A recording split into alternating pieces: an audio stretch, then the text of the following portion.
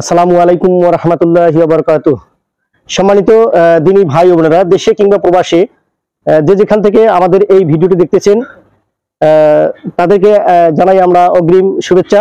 আজকে আমরা এসেছি মূলত টাঙ্গাইল জেলার মির্জাপুর উপজেলার সওদাগর পাড়া মিতুয়াপার বাসায়। এখানে আনার লিবের পক্ষ থেকে, অর্থাৎ আনার লিব হচ্ছে প্রতিবন্ধী মানুষের প্রত্যয়ের প্রতীক, এই স্লোগানকে সামনে রেখে পুনর্বাসন প্রকল্পের আওতায় তাকে মিতুয়াপাকে একটা ঘর করে দেওয়া হয়েছে। তো মিতুয়াপা একজন আসলে প্রতিবন্ধী, তার সন্তানও একজন প্রতিবন্ধী। তো আপনারা দেখতে পাচ্ছেন এখানে আনালিমের পক্ষ থেকে যে ঘরটি করা হয়েছে, ঘরের কাজ মোটামুটি আলহামদুলিল্লাহ পুরোটাই কমপ্লিট হয়েছে।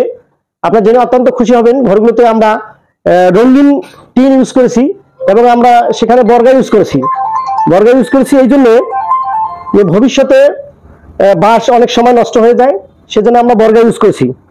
তো এই বর্গা ইউজ করার ফলে ঘরটা আরো দীর্ঘদিন টেকসই হবে। তো আনালিপ এভাবেই সারা বাংলাদেশের প্রত্যন্ত অঞ্চলে অসহায় দুস্থ প্রতিবন্ধীদের মাঝে বিভিন্ন প্রজেক্ট বাস্তবায়ন করে থাকেন। তার মধ্যে আমাদের স্বাবলম্বী প্রজেক্টও আছে। তো আপনারা দেখতে পাচ্ছেন এখানে যে ছাগল, এই ছাগলগুলো তাকে স্বাবলম্বীকরণের জন্য দেওয়া হয়েছিল।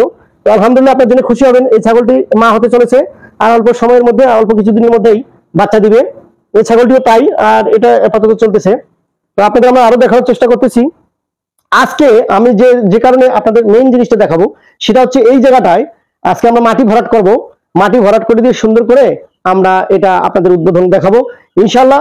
আপনারা আমাদের সাথে থাকবেন, আপনারা আনার লিবের পেজকে ফলো করবেন, আপনারা আনার লিবের সাথে থাকবেন, কমেন্ট করবেন, ইনশাআল্লাহ আমাদের সকল তথ্য আপনারা পেয়ে যাবেন। এ পর্যন্ত আপনারা ভালো থাকবেন, সুস্থ থাকবেন, সুন্দর থাকবেন। আসসালামু আলাইকুম ওয়া রাহমাতুল্লাহ।